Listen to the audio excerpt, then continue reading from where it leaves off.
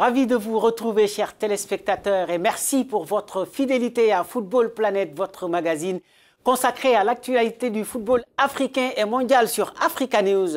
Tout de suite, les titres.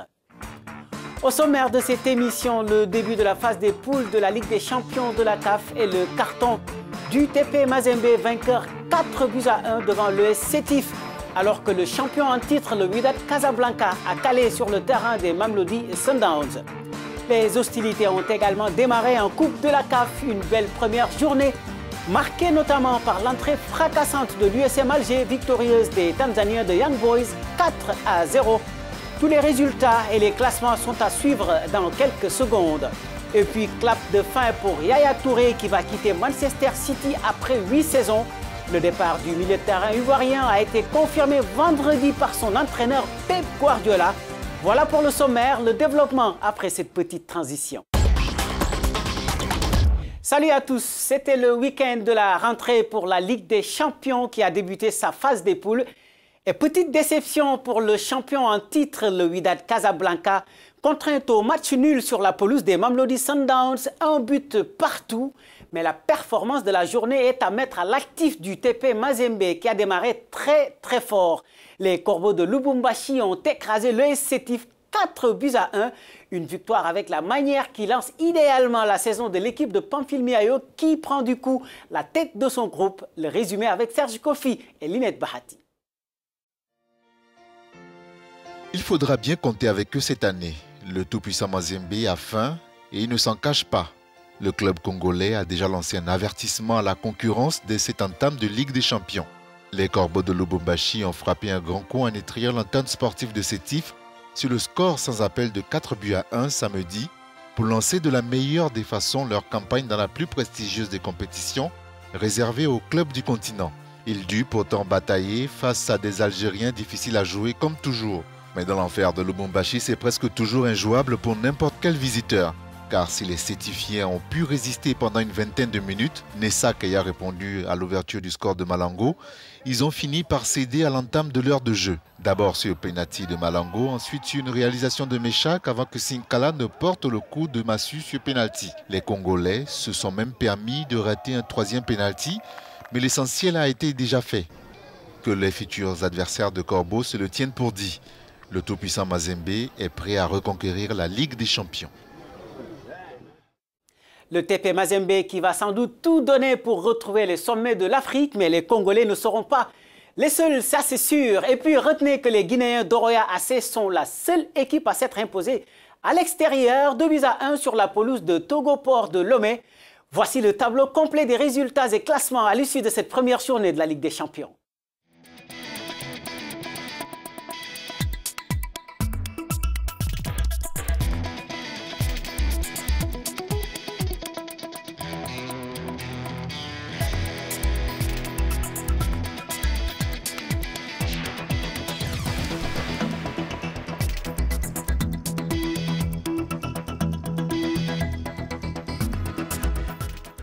La deuxième journée de cette Champions League africaine se jouera en début de semaine prochaine.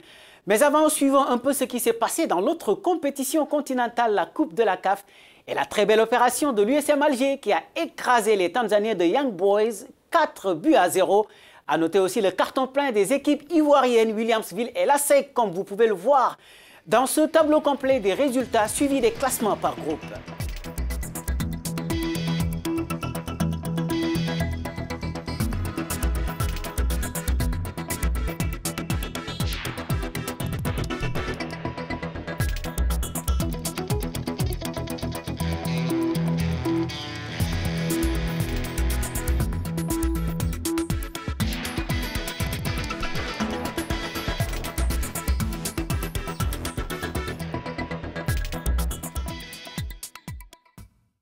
La prochaine journée de cette Coupe de la CAF se joue les 16 et 17 mai prochains et nous y reviendrons bien sûr.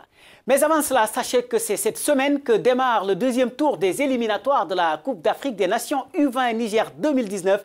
Un second tour au programme duquel on retrouve les Cadors dont le tenant du titre, la Zambie. Regardez.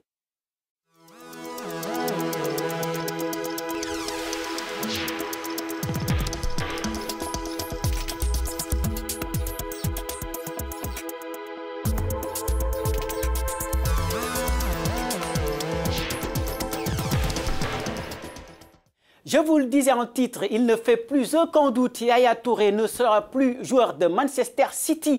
La saison prochaine, le milieu de terrain ivoirien va quitter les Citizens à la fin de l'exercice en cours après 8 saisons passées au club. Nouvelle confirmée par son entraîneur Pep Guardiola vendredi. Suivez. Yaya is not going to stay next season. Yaya ne restera pas la saison prochaine. Le match de Brighton, nous allons lui offrir ce qu'il mérite, l'une des plus belles étoiles qu'un joueur peut recevoir.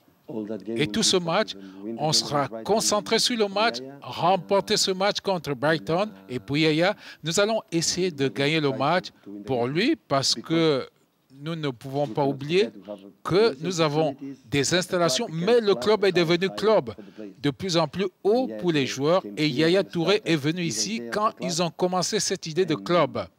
Et c'est ce que nous devons en ce moment. C'est de la reconnaissance pour ce que ce gars a fait. Nous ne pouvons pas oublier les titres de Roberto Mancini, en particulier de Manuel Pellegrini, dont Yaya était un joueur clé. C'est donc la fin d'une ère pour le quadruple Ballon d'Or qui, depuis son arrivée en 2010, a remporté 3 titres de champion, une FA Cup, un Community Shield et 3 League Cup. Yaya Touré, c'est aussi des chefs-d'œuvre, dont voici quelques-uns justement.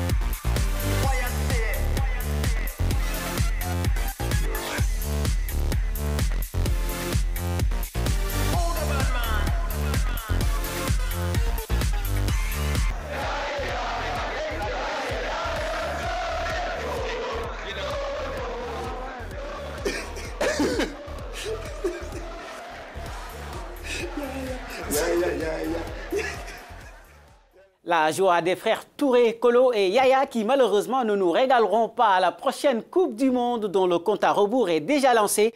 Et le président russe qui met déjà la pression sur son équipe nationale. Et oui, Vladimir Poutine ne veut pas que remporter le pari de l'organisation. Il espère aussi une participation honorable du pays hôte comme nous l'indiquent Jean-David Miamlé et Ignatius Anor. La fièvre du mondial monte au fur et à mesure que la date du début de la compétition fixée au 14 juin prochain approche. Et le président de la FIFA d'exprimer son satisfecit lors d'une rencontre avec Vladimir Poutine, le président russe à Sochi, sur les bords de la mer Noire.